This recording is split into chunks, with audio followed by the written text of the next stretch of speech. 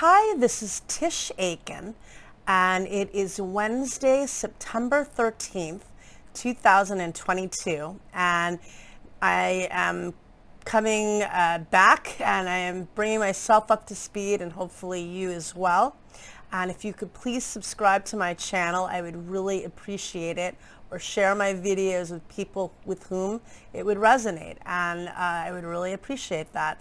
And so we have begun a real retrograde period because Mercury, which is the planet of communication, retrograded on September 9th at 8 degrees of the cardinal air sign of Libra.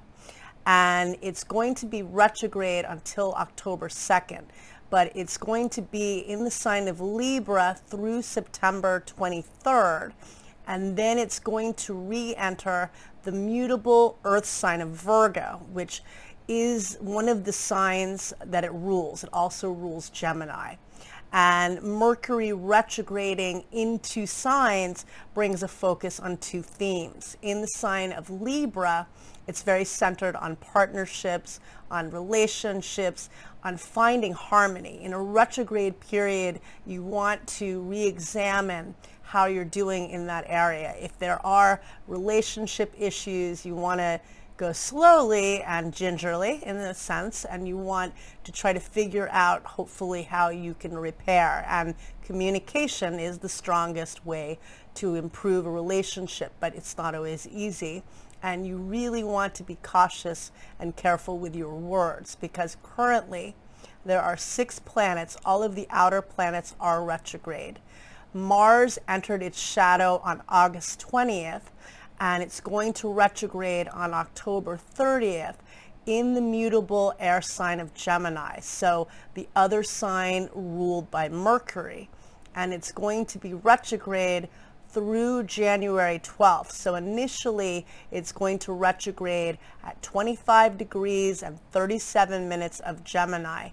And that forms what's known as a trine, a lucky aspect, when two planets are 120 degrees apart, to where Saturn retrograded in the beginning of June when it retrograded at 25 degrees of Aquarius. So it is forming a positive influence to how we've been structuring this time of chaos, the new age of Aquarius, which has been very, very unpredictable.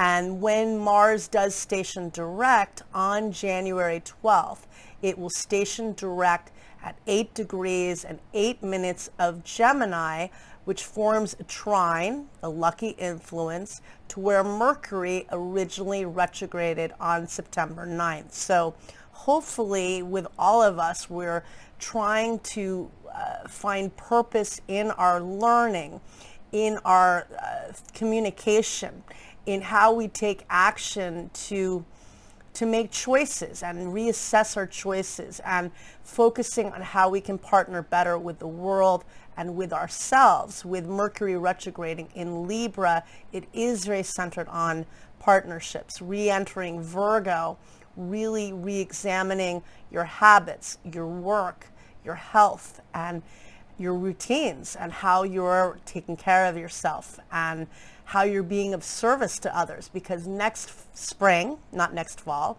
we're in fall, next spring, Saturn is going to enter Pisces, and that will be very much of a time of focusing on people that really need help, lost souls that need help. That could include all of us, really, and seeking solace, seeking empathy and love and healing, and being of selfless service. But now with the energy, with Mercury re-entering Virgo, that's also a sign of service and helping others, a more pragmatic, centered, grounded way, but re-examining your habits too. And so what's coming up this week? Right now, it's Wednesday. The moon is in the fixed earth sign of Taurus, where it loves to be. It's exalted and beautiful while in Taurus.